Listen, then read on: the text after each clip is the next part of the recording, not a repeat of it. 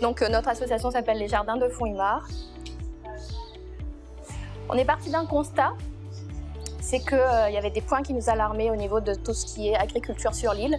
Et ça se voyait surtout dans les événements cycloniques un peu catastrophiques, où que ce soit Gamed, Batsirai dernièrement ou Béjiza, on avait toujours des problèmes. Alors, 3 points sur cette agriculture. Une agriculture qui ne nourrit pas assez, une agriculture qui ne protège ni nos sols ni nos forêts, et enfin une agriculture qui n'intéresse plus les jeunes. Pour nous, il devenait urgent de revaloriser, restaurer ces terres oubliées. Du coup, dans l'association, on a décidé de nous engager fortement, là aussi sur 3 axes. Préserver l'environnement et les écosystèmes, remettre en valeur la terre et son travailleur, et lutter contre la dépendance alimentaire, énergétique et financière. Alors, en faisant ça, on s'est rendu compte, mais vraiment par hasard, avec un rendez-vous au département, qu'on répondait déjà à 4 grands axes de ce que le département développe ces derniers temps. Autrement dit, le plan PAPAM, plantes aromatiques à parfum et médicinales, le plan 1 million de pieds de bois, où ils ont décidé de mettre des endémiques, des indigènes un peu partout sur l'île, le plan bio, où nous on est de toute façon en bio, et enfin le plan de lutte contre la pauvreté. Un engagement environnemental, pour résumer, une éthique sociale, et enfin un modèle économique solidaire. Notre projet, c'est quand même de créer 15 parcelles pour des futurs agriculteurs qui ont envie de s'installer mais qui n'ont pas encore le foncier, qui ont encore besoin d'un peu de temps pour trouver leur terrain et les financements. Les prochaines étapes, pendant 4 ans, faire des ACI qui se suivent, ACI permanents, monter notre projet d'incubateur pour accueillir les 15 agriculteurs qui profiteront des parcelles agricoles. Si possible, à partir de 2024, accompagner des personnes qui ont envie de s'installer sur de micro-parcelles, parce que c'est un accompagnement qu'on ne fait pas à la Chambre d'agriculture. Et enfin, à la fin du projet, se dire que cet incubateur aura pris le relais et que nous, on part sur un autre terrain pour faire la même chose ailleurs et qu'on remonte un projet avec des ACI pendant 5 ans pour structurer le site et refaire la même chose avec une autre expérience, un autre cadre et toujours dans l'idée de transmettre au maximum ce savoir. Bonjour, Christophe Dupéré de Biren Apiculture, mon collègue Maël Héroux est au fond de la salle. C'est moi qui vous présente aujourd'hui notre activité. Donc Biren Apiculture est né d'un constat. Savez-vous que 85% des plantes sont pollinisées par les abeilles et que de cette pollinisation dépend 35% de notre alimentation. Donc aujourd'hui, les pollinisateurs sont en danger. La Réunion était jusqu'à présent un peu préservée par sa situation d'île. En effet, ça l'a protégé de nombreux parasites qui frappent les pollinisateurs et l'abeille. Mais on a vu qu'en 2017, il y a eu la crise du varroa, donc un parasite qui frappe les abeilles, qui a été introduit sur l'île par erreur. Donc Biren est né de là, donc de cette volonté de lutter contre ce déclin des abeilles. Donc nos solutions sont simples, c'est la location et l'entretien de ruches en entreprise. Donc on va utiliser ces outils pédagogiques pour développer 4 actions fondamentales pour l'abeille. Tout simplement, avoir des ruches en entreprise, c'est un outil de sensibilisation. Donc sensibiliser, c'est faire le constat, sensibiliser le maximum de monde à l'abeille et donc à un constat partagé. C'est la première étape pour faire bouger les lignes. Ensuite, ces ruches, elles vont être inscrites au réseau Sentinelle. Donc c'est des ruches qu'on va, avec notre partenaire GDS, on va surveiller la santé de l'abeille.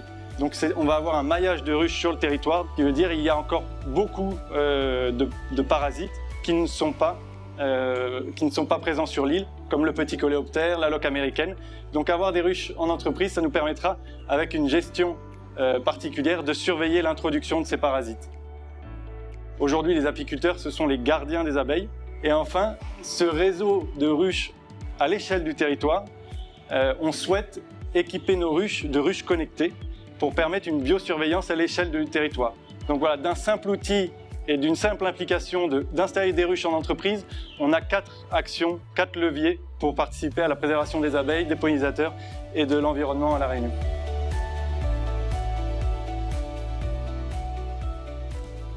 Bonjour à tous, merci d'être nombreux, vous m'impressionnez beaucoup. Donc on va essayer un petit peu de poser.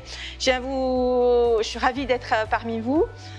Et de vous présenter notre entreprise, Popou, qui est née lors d'un voyage en Nouvelle-Zélande en faisant des randonnées où on a pu se rendre compte qu'en Nouvelle-Zélande, sur les sites qui sont aussi magnifiques que ceux de La Réunion, on avait des toilettes sèches disponibles, jolies, propres, et on s'est dit pourquoi pas benchmarker ce modèle-là et l'importer à La Réunion.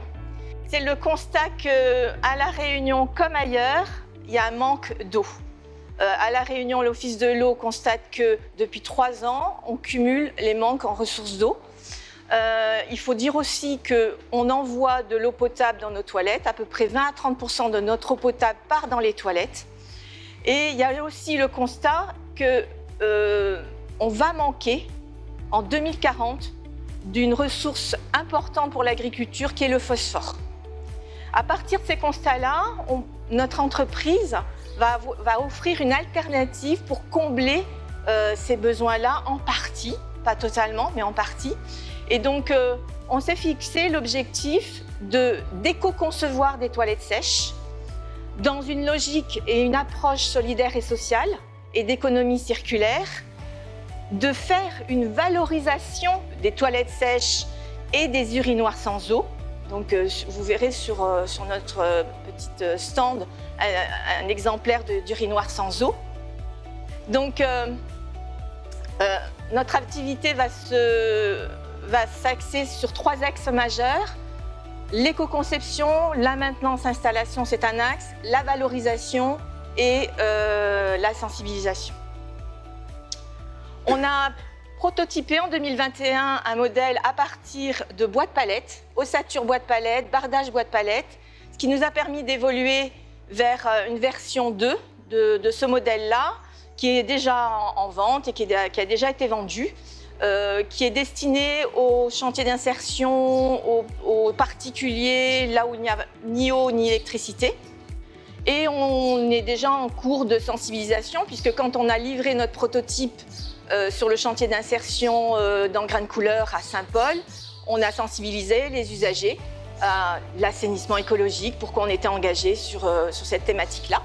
Donc on livre déjà nos premières toilettes sèches.